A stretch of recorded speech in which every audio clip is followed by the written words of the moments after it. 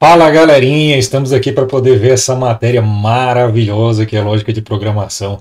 Meu objetivo aqui desse curso é te fazer entender lógica de programação no final desse curso, tá? Você entender os códigos, conseguir interpretar os códigos, entender o que aquele código está fazendo, porque basicamente as matérias, as questões de lógica de programação que vão cair para você, são para você interpretar um código, ver se ele está tendo algum erro, ver se ele está resolvendo alguma coisa que ele se propõe a resolver corretamente. Então, você vai ser capaz de entender, ler um código e entender ele, tá?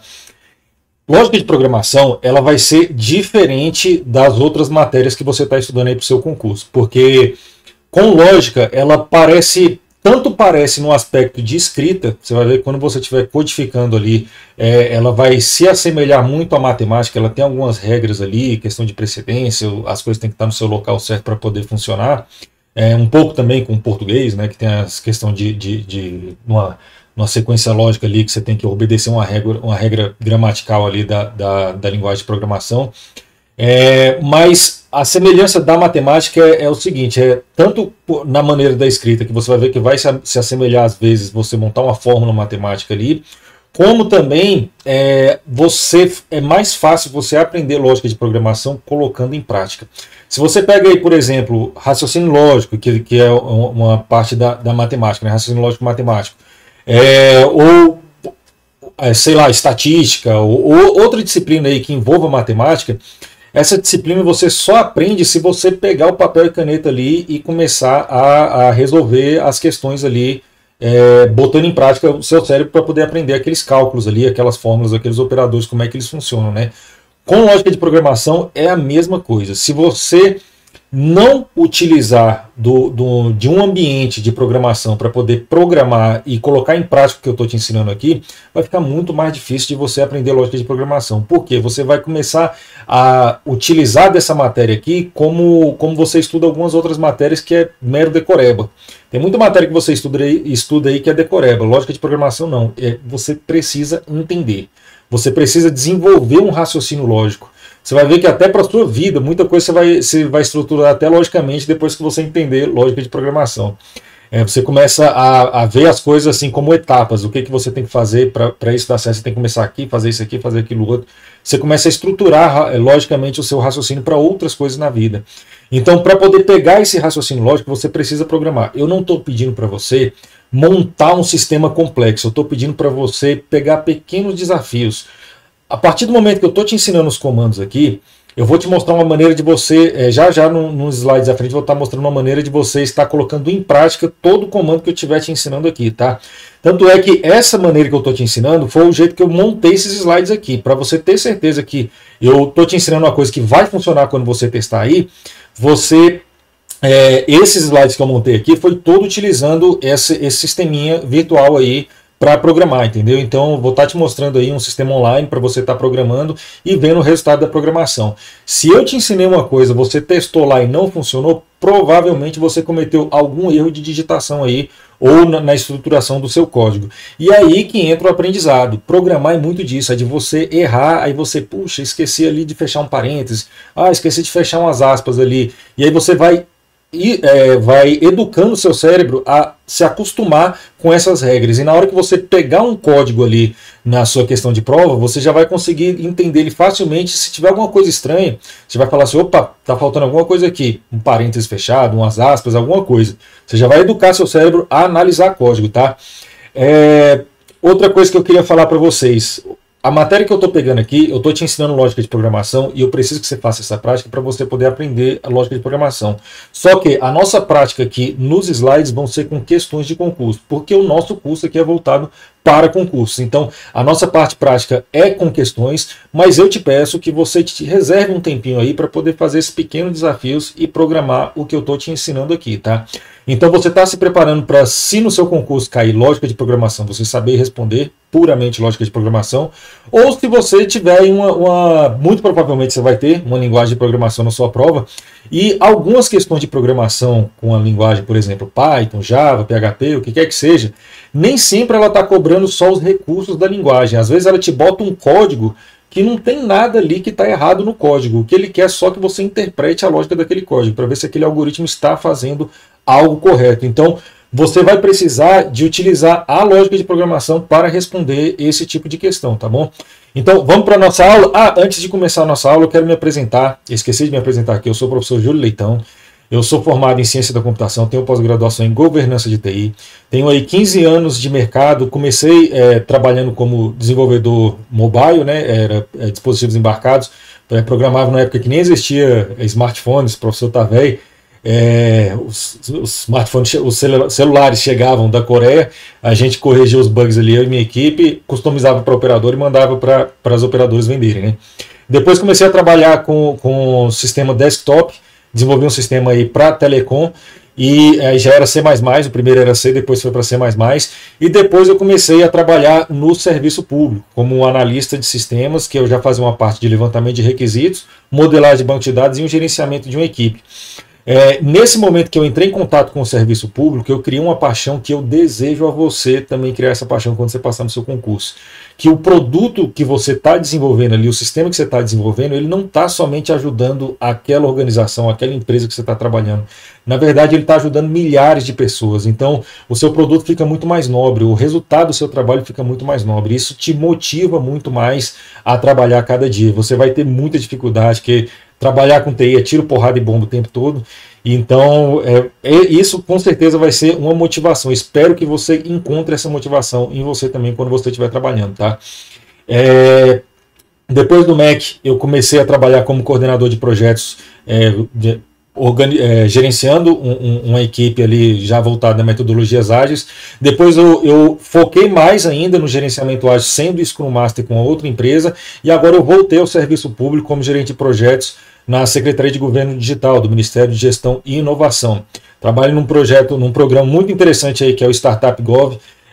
Não vou me alongar aqui falando sobre o programa, mas se você tiver curiosidade, pesquisa aí, que é bastante interessante. O governo está inovando a maneira de desenvolver sistemas, espelhando muitas coisas da prática do mercado privado.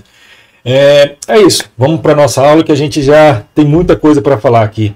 Como eu falei para vocês, nós vamos falar sobre lógica de programação no enfoque de multibancas, e esse curso é um curso regular, aquele tipo de curso que a gente tem tempo de falar, a gente tem como pegar do beabá para poder te formar nessa disciplina aqui, você ficar expert, tá bom? Como eu disse, eu sou o professor Júlio Leitão e eu estou deixando aqui o @ do meu Instagram, caso vocês queiram me adicionar, fiquem à vontade para ter um contato mais próximo com o professor. Propósito de um sistema. Para poder falar de lógica de programação, eu preciso falar de um propósito de um sistema. Sistema de computador ou software, ele vem para poder automatizar um processo, na maioria dos casos. Tem sistema também que é para diversão, né? Por exemplo, um videogame. Mas geralmente um sistema de computador ele vem para poder automatizar, na sua maioria, né? Vem para poder automatizar um processo da vida real. Então, quando você pensa em lógica de programação, quando você pensa em programação, pensa que você está digitalizando, automatizando um processo do mundo real. E aí esse processo, quando estiver automatizado, você vai ganhar tempo, você vai ganhar segurança, você vai reduzir os erros do seu processo, porque agora você está botando na mão de uma máquina, não está botando na mão de uma pessoa para poder controlar esse processo. Veja, por exemplo, se você tem uma loja do que quer que seja. Na sua loja, se você fizer um controle num caderninho, ou até no Excel que seja, não está sistematizado em um software, ele não está digitalizado em um software, pode ser até no Excel, mas você tem todo o controle ali do processo manual, você pode perder tempo, como por exemplo, se estiver num caderninho ali, digamos que você esteja fazendo controle no caderninho, e aí você está fazendo suas vendas. No final do mês você vai calcular qual foi o seu lucro. Pense em você pegando item a item que você vendeu, pegando os custos desses itens, somando, pegando a soma das vendas, subtraindo os dois para poder gerar a sua margem de lucro. Olha o tempo que você vai demorar para calcular, e com o sistema você clica ali, ele já te mostra o resultado. Você ganha muito tempo com o sistema. Redução de erros. Você tem menos erros quando você está com o sistema, porque o sistema ele vai travar ali tudo que o ser humano pode errar. Se você tiver programado corretamente o seu sistema, ele vai te travar para poder fazer aquilo ali sempre correto, sempre de uma maneira correta, e ser A ideia é ele ser mais infalível possível, né? É claro que sistemas têm falhas, sistema tem bugs, mas a ideia é ele fechar as falhas que você, como ser humano, traz. Como, por exemplo, calcular um troco. Você não vai calcular um troco errado, ele vai calcular corretamente para você. Fazer esse cálculo no fim do mês, além de demorado, você pode errar se você tiver vendido muita coisa ali. No final do mês você pode errar. Aumenta a segurança, por exemplo, se tiver o seu controle num arquivo Excel e esse arquivo corrompe, você perdeu, entendeu? E um sistema de informação com um banco de dados ali, fazendo backup e tal, você tem uma segurança de guardar os seus dados. Se você estiver fazendo controle ali num bloco de notas, se alguém rouba esse bloco de notas, ou se esse bloco de notas é danificado, você perdeu o seu controle. Então você não tem segurança quando você não tem um sistema de informação. Ele te traz mais segurança. Não quer dizer que ele é infalível, mas ele te traz mais segurança, tá? Então esses são os objetivos de você desenvolver um sistema, é poder resolver um problema do mundo real, tá? Fluxo de um sistema. De modo geral, os sistemas eles têm assim um fluxo bem básico: a coleta de um dado, o processamento desse dado e fazer alguma coisa com esse dado processado. Mostrar num gráfico, mostrar em alguma coisa, armazenar em algum lugar, fazer alguma coisa com esse dado. Então esse é o fluxo básico. Então vai ser a coleta de um dado, o processamento e depois apresentar esse dado processado de alguma forma. Essas etapas elas podem ter complexidades baixas ou altas, como por exemplo, na coleta você pode estar coletando de uma maquininha de cartão, coletando dado de uma maquininha de cartão. A maioria dos sistemas vai estar pegando direto do usuário, interagindo ali com um notebook ou com um celular, né? Você pode estar coletando esses dados de arquivos do seu computador ou de uma base de um banco de dados, ou por meio de algumas interfaces, como por exemplo um joystick, né, um controle de videogame que vai estar interagindo com o videogame que vai estar rodando o jogo ali, que é o seu software em si, né?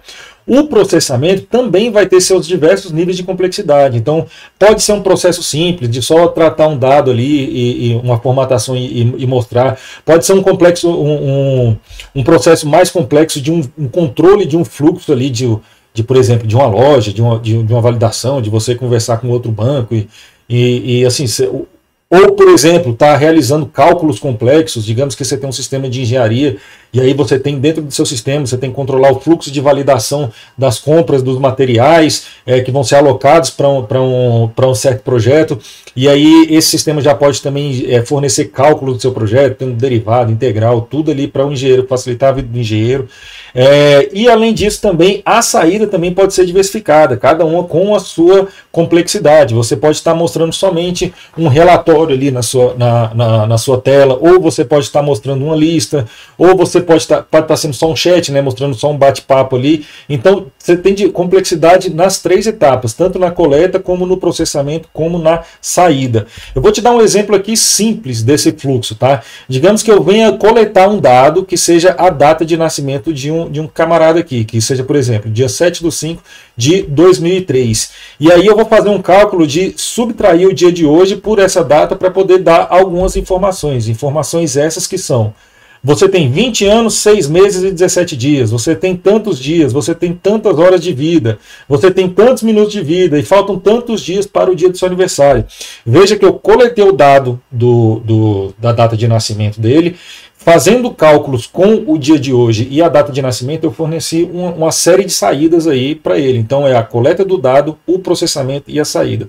Todo sistema vai ter isso. E aí, a partir daqui, eu vou estar te mostrando como que você vai fazendo todo esse processo de processamento. Tá? A gente vai estar trabalhando aqui, ó, vai coletar o dado e processar e sair, tá? Mas vai ser aqui, a lógica de programação pesada vai estar aqui, tá? Porque você tem controle de fluxos, cálculo, uma série de coisas que eu vou estar te mostrando aí no decorrer das próximas aulas.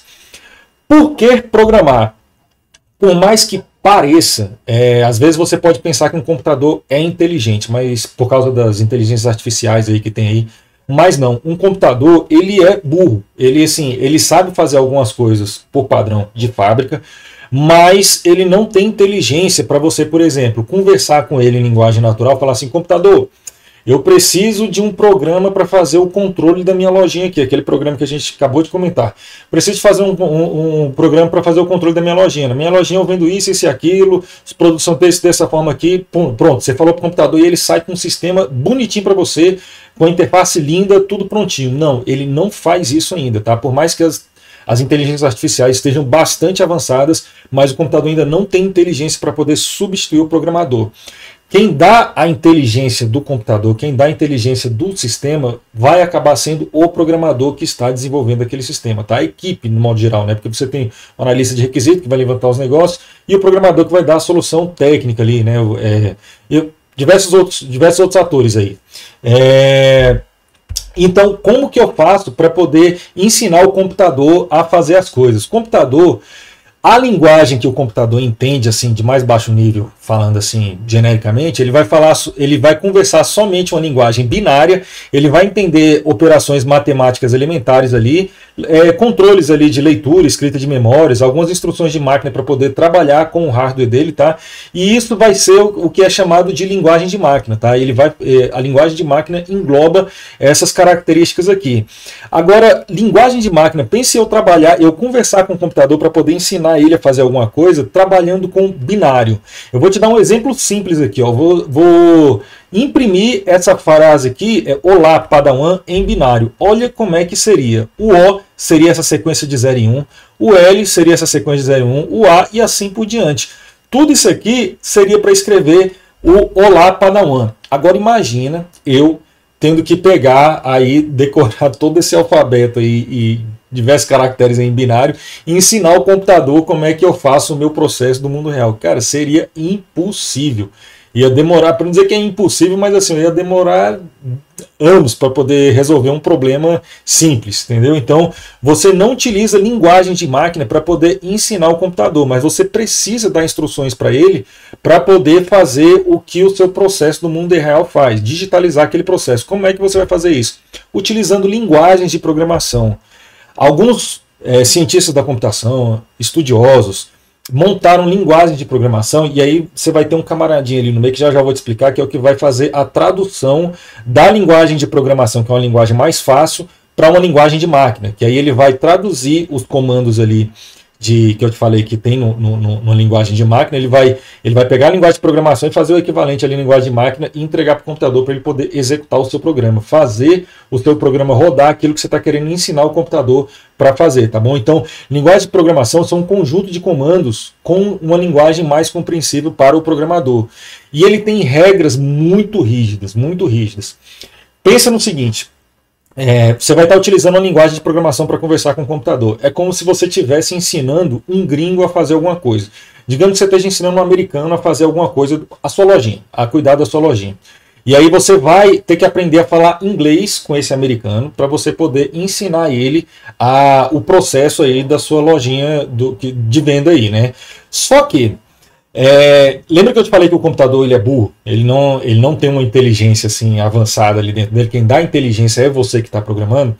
Se você explica uma coisa para esse gringo e aí você erra uma palavra ou outra, mas você fala alguma coisa ali muito parecida, ele ainda consegue pegar a mensagem e entender o que você está falando. O computador não. Se você erra uma besteirinha, ele não faz nada. Ele fala assim, ó, tá errado, eu não entendi o que você quis dizer e faz de novo aí, porque eu não entendi o que você quis dizer. Então, as linguagens de programação ela tem regras muito rígidas. Com um gringo, se você quebra uma regra, dependendo, ele vai conseguir entender. Com um computador, se você quebra uma regra, ele não entende. Então, ele não vai funcionar. Tá? Você tem que seguir exatamente as regras da linguagem de programação. E aqui eu estou te mostrando três níveis de linguagem de programação, né, que a gente classifica. Linguagem de baixo nível, de nível intermediário e de alto nível. Você pode até já entender o que é cada uma, né? Linguagem de baixo nível, que seria o assembly aqui, é aquela linguagem de programação que, por mais que as palavras, os comandos em assembly sejam entendidos pelo programador mais fácil do que uma linguagem de máquina, né, de baixo nível, mas ele está bem próximo ali de uma linguagem de máquina, ele está bem próximo ali de cuidar da memória, de registradores, ele está cuidando assim de coisa assim lá do hardware mesmo, sabe?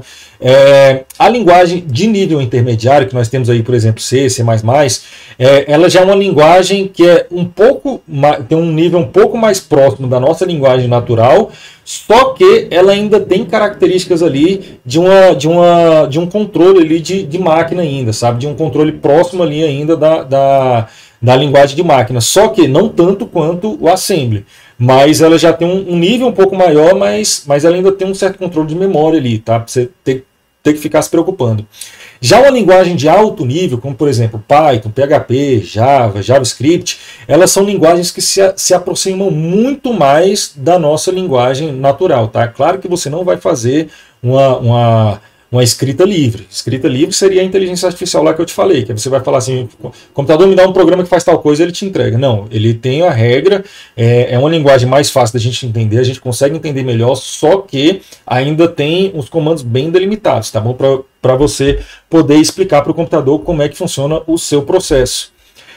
Quem é que faz essa tradução da linguagem de programação para o computador? Nós temos dois camaradinhas aí, nós temos os compiladores e temos os interpretadores. O compilador, ele tem uma característica de fazer um pré-processamento, então ele vai pegar o seu código e ele vai pré-processar todo ele. Ele vai, de modo geral, ele pega ali o seu código e ele faz uma série de análises. Se tiver alguma coisa errada no seu código, ele rejeita tudo, tá? De modo geral, o Portugal, que eu vou estar utilizando aqui, ele tem uma característica diferente, mas ele ainda é um compilador, mas ele consegue ainda executar o que está certo ali no seu código, porque ele é uma linguagem voltada para aprendizado. Tá? Mas as linguagens compiladas, geralmente é assim que elas funcionam. Tá? Ela pega o seu código todo, se tiver um ponto quebrado, ele já rejeita o seu código e fala assim, ó, teve um erro de compilação, corrige seu programa aí e bota para rodar de novo, para compilar de novo, porque eu não consegui entender. Então, se você falhou num pontinho ali, ele vai dar um erro de programação, de compilação e te entrega para poder corrigir de novo. Se ele tiver tudo correto, aí sim ele vai para o passo à frente, tá? Então, a compilação é o passo de traduzir a linguagem de programação em uma linguagem de máquina, tá bom? Então, ele vai pegar a sua linguagem de programação, por exemplo, C, Java, que são linguagens compiladas e vai transformar isso numa linguagem de máquina. Ele geralmente ele está ligado a uma arquitetura de computador. As linguagens de programação compiladas, no geral, elas estão ligadas à arquitetura do computador. Por quê? Aquela linguagem de máquina, ela está atrelada ali ao processador, aquela arquitetura de computador do seu sistema, tá?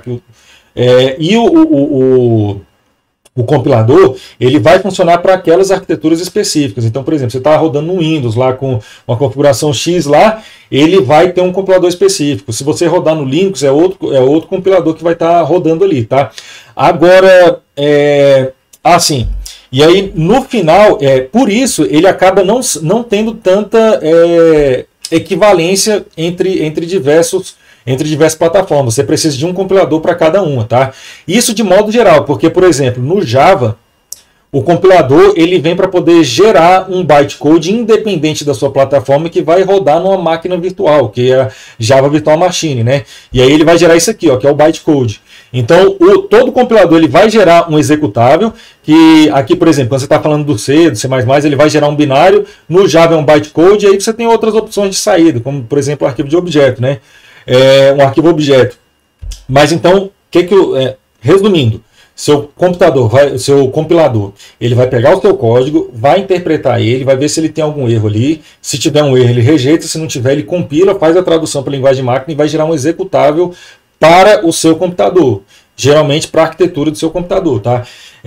E aí, beleza, aí ele gerou o executável. Veja que todo o processo de validação do seu código já foi feito. Agora esse executável, a única coisa que ele faz é executar. A única coisa que ele faz é rodar o seu programa, beleza? Já os interpretadores já funcionam diferente. Ele vai fazer uma análise dos scripts. Quando a gente está falando de interpretador, a gente está falando de scripts, tá? Ele faz isso em tempo de execução. Ele vai fazer isso linha a linha em tempo real. Então, diferente lá do compilador, que ele faz um pré-processamento e rejeita tudo ou aceita tudo, o script aqui com o interpretador, ele vai linha a linha. Então, ele pega a primeira linha, verifica se está tudo certo. Está tudo certo, executa. Segunda linha, está tudo certo, executa. Terceira linha, está tudo certo, executa. Quarta linha, deu um erro. Pô, quebrou. Então ele vai quebrar ali na linha que deu o erro, entendeu? Mas as outras ele vai ter executado. Então você consegue ver os erros só em tempo de execução, só na hora que você estiver rodando o seu código. Diferente do compilador, que você já vê os erros na hora da compilação, tá? Ele não gera um executável, porque ele vai estar interpretando linha a linha ali e já vai estar executando o seu código. Por vezes ele é mais lento do que um compilador, pela interpretação ser em tempo real. Por isso que eu te falei que a fase do compilador lá, ele já fez todo o processamento lá de verificar se tinha algum erro, agora ele só se preocupa em executar. No script não, linha a linha ele fala, tá tudo certo, tá, executa. Então esse processo de validação na hora da execução, por algumas vezes, ele fica mais lento do que o compilador, tá bom? Então essa é uma das características também diferentes entre o interpretador e o compilador. E por vezes também ele é mais portátil, porque o interpretador aceita diferentes plataformas, tá? Agora, essa fase aqui de pré-processamento do compilador e a fase de análise dos scripts, quais são as análises que são feitas nos códigos? Ele vai fazer análise léxica. O que é análise léxica? É ver se você está escrevendo as palavras corretamente da linguagem de programação. Se você escrever uma letra errada, é que não te falei, o computador é burro, ele não vai entender. Ele vai falar que aquilo está errado e você não conseguiu executar aquele código, tá? Então essa é uma das análises que ele faz, análise léxica. Ele vai fazer análise sintática, que vai ser a ordem que você está colocando as palavras. Muito parecido ali com o português, com a gramática ali, as regras gramaticais, que você tem ali, por exemplo, a ordem do sujeito, do verbo, aí você tem depois o objeto direto ou um adjunto, né? Você tem essa ordem aqui que você tem que seguir. Tá, no português você ainda consegue variar algumas coisas, mas na linguagem de programação isso aqui é rígido, tá? Então você tem uma regra de utilizar a ordem daquelas palavras, ela tem que ser estritamente seguida, tá? Se você troca, ele pode quebrar, beleza? Então ele faz uma análise sintática aqui para poder ver a ordem das palavras, uma análise semântica para ver se o seu código está consistente. O que é o seu código estar consistente? Eu vou estar te explicando lá na frente o que são as variáveis, mas as variáveis, cada variável tem um tipo de dado, né? Se é um número, ou se é um texto, o que você está trabalhando ali. Então, código consistente é, por exemplo, você está utilizando uma variável lá na frente. Lá atrás, você declarou essa variável? Declarou, então beleza, então está consistente, você pode utilizar. Você está utilizando o tipo certo para essa variável, quando ela é fortemente tipada ali, né? Tô utilizando, então beleza, tá ok o seu código. É esse tipo de validação, ver se o seu código, se ele semanticamente ele faz sentido, se o significado dele faz sentido, se ele está utilizando as coisas corretamente ali, tem um sentido semântico correto, tá? Verificação de tipo também, e por vezes ele também faz uma otimização, tá? Tanto os compiladores como os interpretadores. Vamos ver uma questãozinha aqui para poder materializar já o conhecimento que a gente pegou, questão de 2023 do Sebrasp. No que concerne a conceitos de algoritmos e blocos de comando, julgue o item seguinte. O algoritmo é uma lista de instruções que conduzem ações específicas passo a passo em rotinas embasadas em hardware ou software. Verdadeiro, né, senhores? Então é isso. Você vai ensinar os passos a passo do seu processo ali para o computador. Questão da Consulplan 2023. Sobre a construção de programas de computador, analise as afirmativas a seguir. Nós temos o item 1 aqui, que diz o seguinte, ó, um compilador realiza a tradução de um código-fonte escrito em linguagem de alto nível para instruções de uma linguagem de máquina. Verdadeiro, né? A gente acabou de ver isso aqui. Item 2. A diferença entre o compilador e o interpretador é que o primeiro, no caso aqui o compilador, traduz apenas as instruções demandadas em tempo de execução. Errado, né? Ele faz um pré-processamento. Enquanto o segundo faz a tradução de todas as instruções de uma só vez em tempo de projeto. Então é o contrário, né? Ele inverteu os conceitos aqui de compilador e interpretador. Então esse aqui está falso. As linguagens de programação que possuem tipagem forte e estática obrigatoriamente são traduzidas por compiladores, pois neste caso os tipos de variáveis são determinados em tempo de execução. Pessoal, não se preocupe aqui com linguagem tipagem forte, estática aqui, que eu vou estar explicando para vocês, mas isso aqui é característica tanto do interpretador quanto Na verdade, a tipagem forte aqui pode ser de um dos dois, tá? Agora, estática geralmente vem aqui no compilador, tá? Mas esse item aqui está errado, porque tipagem forte você pode estar pegando tanto no compilador quanto no interpretador, beleza? Então, o único item aqui é o A, que é o verdadeiro. Então, gabarito, letra A.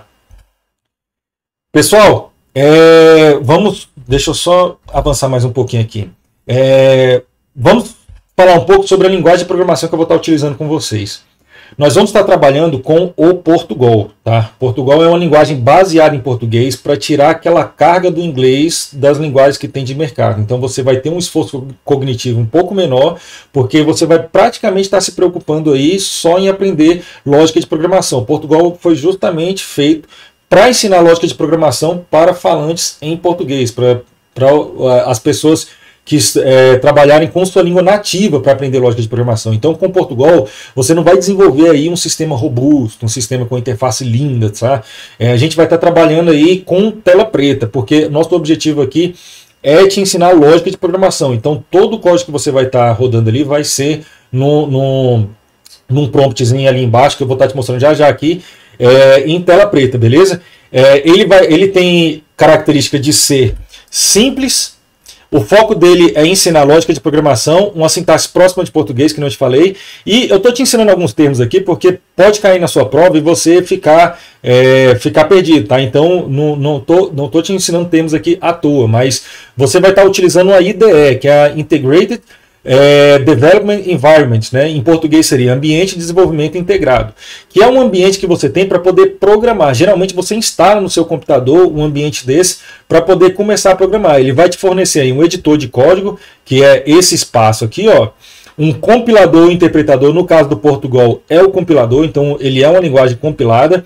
E tem ferramenta de depuração, geralmente as IDEs têm ferramenta de depuração. Ferramentas de depuração são ferramentas que te ajudam a verificar os erros do código, os erros de programação, tá bom? Onde é que teu código está quebrando.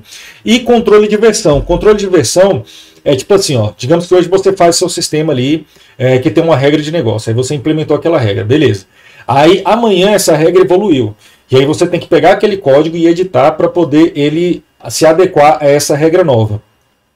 Se essa regra, a área de negócio decide voltar com a regra anterior, ou na hora de você implementar deu erro e você tem que voltar a versão anterior ali do seu código para poder voltar o sistema do ar porque quebrou, ele não está funcionando mais, você tem esse controle de versão de código, tá? Então, o controle de versão é isso, é você gerar várias versões do seu código que você pode estar voltando nas versões anteriores ou avançando para versões à frente ali, tá? Então, isso aqui é o controle de versão. Então, as IDEs geralmente fornecem isso. Nós vamos estar trabalhando aqui com a IDE que é virtual, tá bom? Você não precisa estar instalando aí no seu computador o Portugal Studio. Você tem o Portugal Web Studio, você pode instalar a versão desktop aí, mas você não precisa estar usando memória. Você pode utilizar o Portugal Web Studio para poder testar o que eu estou te ensinando aqui. Então, os códigos que eu estou te passando, gente, sempre que possível, dá uma testada para poder facilitar o seu aprendizado. Você vai ter esse ambiente aqui de editar o código. Depois que você editou o código, você clica nesse play aqui, ó. Se você clicar nesse play, ele vai executar o seu programa e o resultado vai aparecer aqui nesse prompt de comando aqui embaixo, tá bom? Então aqui você vai ter tanto o resultado de impressão, que você mandou imprimir alguma coisa, escrever alguma coisa na tela, como também a coleta de dados vai ser nesse prompt de comando aqui, tá bom? E aí, se ele estiver rodando ali, você pode parar utilizando esse pause aqui. Esse disquetezinho, caso você queira salvar o seu código, aí você guarda na sua máquina o seu código fonte. Essa partinha aqui é para você carregar o código fonte que você salvou. Isso aqui é para você compartilhar com alguma pessoa e aqui são para dúvidas, beleza? Eu estou deixando o link aqui, mas se você pesquisar Portugal Web Studio aí no Google, você consegue achar, tá? Vou te mostrar a carinha dele, é essa aqui, ó. Então, sempre que você quiser mexer no Portugal Web Studio, você vai tá testando o código, clicando aqui em novo arquivo e aí você vai digitar o código. Por exemplo, aqui, escreva, para escrever algo na tela aqui, né? Olá, aluno. E aí manda executar o código. Veja que ele mostrou o resultado aqui e o tempo de execução do seu sistema, né? Que foi 121 milissegundos, beleza? Então, essa vai ser a ferramenta que você vai estar utilizando para poder testar o código, beleza? Nós vamos encerrar a nossa aula aqui. Na próxima aula a gente já começa a entrar com os algoritmos em si. Eu te dei essa base teórica aqui, que você viu que já até cai em questões aí, que você pode estar já respondendo algumas questõezinhas aí. E na próxima aula a gente já vai estar começando a ver códigos, beleza? Até a próxima aula.